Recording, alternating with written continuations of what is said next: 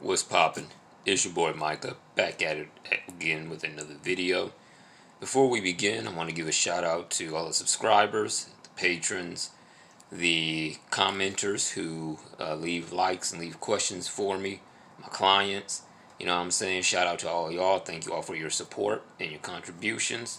It definitely keeps me going. Shout out even to the last person that left that one dislike on my previous video. Thank you so much for your support. Trust and believe, that definitely keeps me going.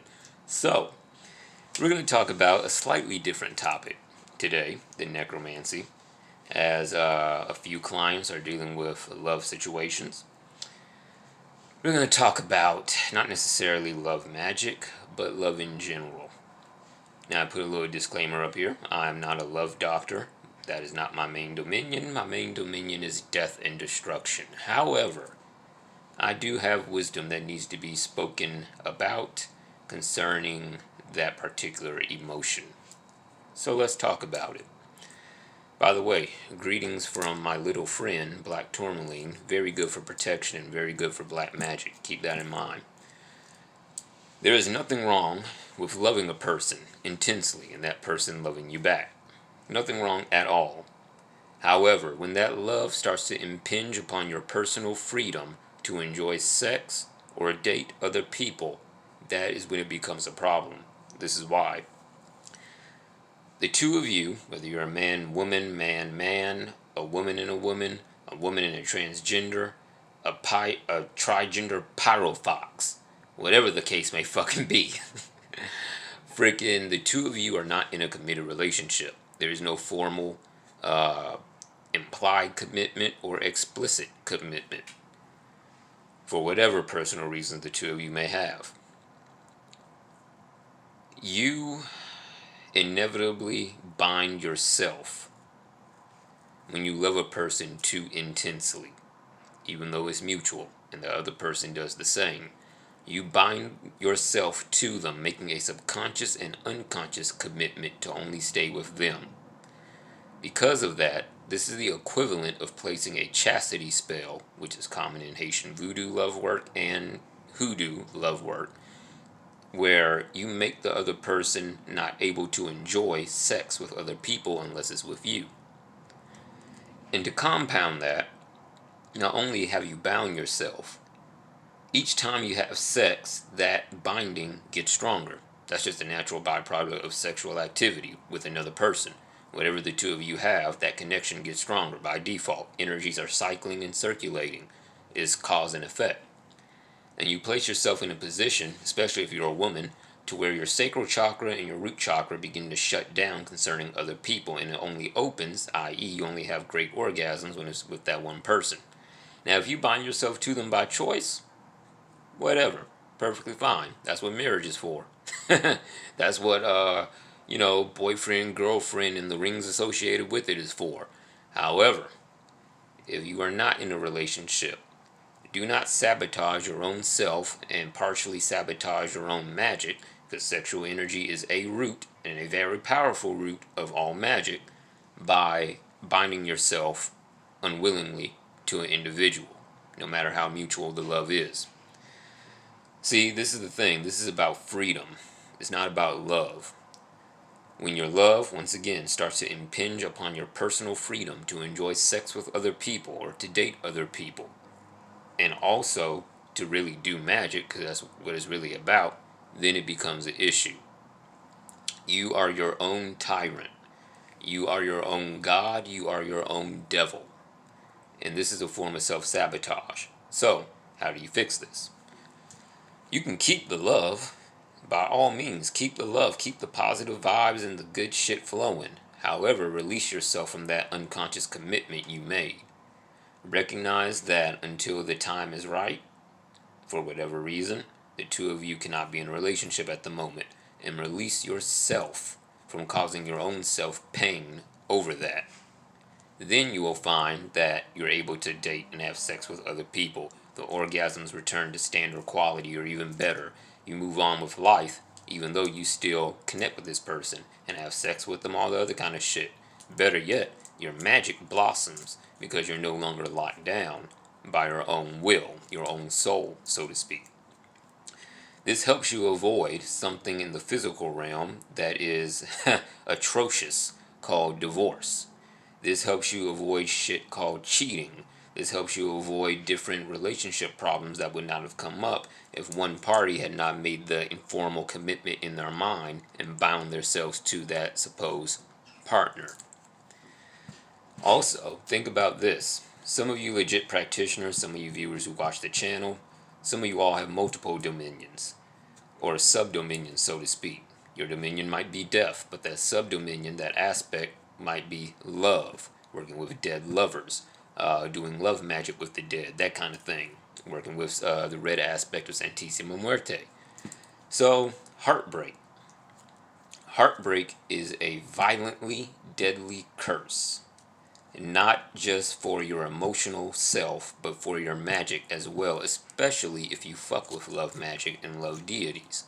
Heartbreak has the effect of not just shattering your heart chakra, which is a source of very powerful magic and your ability to influence reality through your emotions, but it also has the deeper effect of breaking the constitution of your magic, i.e. your ability to conjure love, to conjure sexual love, to conjure platonic love, loving friendships, that kind of thing. And it makes it easier for whatever opposition you have to infiltrate those relationships and break them up.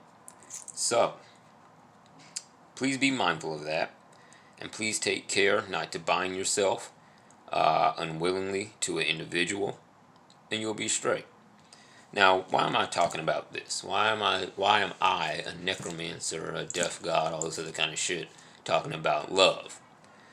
Next to death, love is one of the most powerful forces in existence. Not because of the emotion itself, as many people feel love, but are powerless as fuck, but because the energetic vibrations of sorcerous love have the ability to influence reality on a much more profound level than just regular sorcery.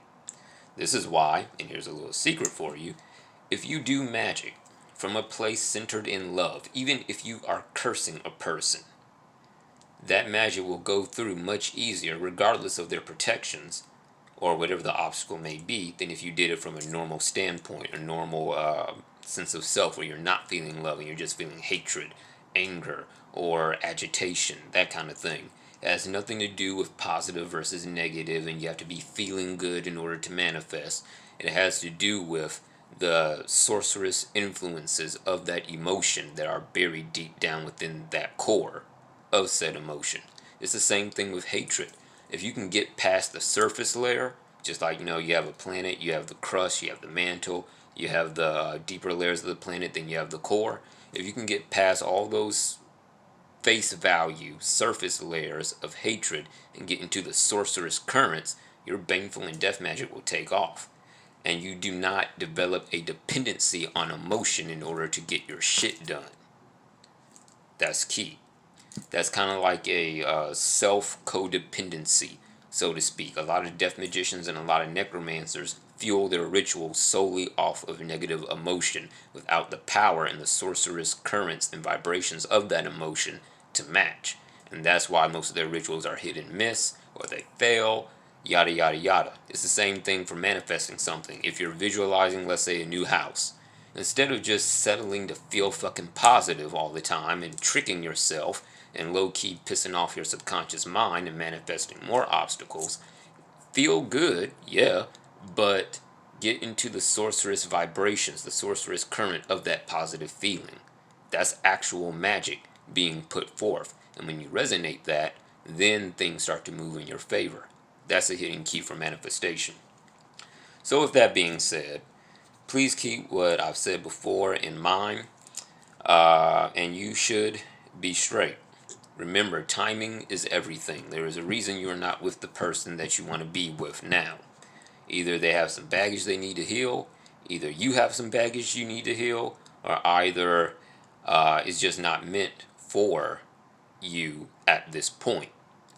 However, that does not mean that when you work your path, you will not attain the power to change fate and destiny, especially with death magic and working with various entities such as Santissima Muerte, Saint Decayan or Senor La Muerto in the 218 current, working with various death gods, that kind of thing. Growth takes time. Things take time. And time is in your favor. So, mind your time and mind your timing. Pay very close attention to it. Don't obsess over it, but simply respect it. And that's that. So, if you're looking for ritual work, divination, healing, whatever your need may be, please message me on my email or my Discord. We can hop on a call, do a consultation, see if you actually need work to be done before you pay me or anybody else to do so, because we're not out here scamming people and shit. And then, if work needs to be done, we will set up a plan. I'll give you things to do. That way you can accelerate your own growth while I do, and the spirits do, what you paid us to do, i.e. manifest shit. Whether that's the death of the enemy, whether that's healing for your mind, body, and spirit, whether it's divination, channeling knowledge, whatever the fuck the need is, I am your man. So, that being said, please like, share, subscribe. Please comment, leave me questions, whether it's about this, whether it's about a future topic you want to hear about, whatever. And until next time, peace out.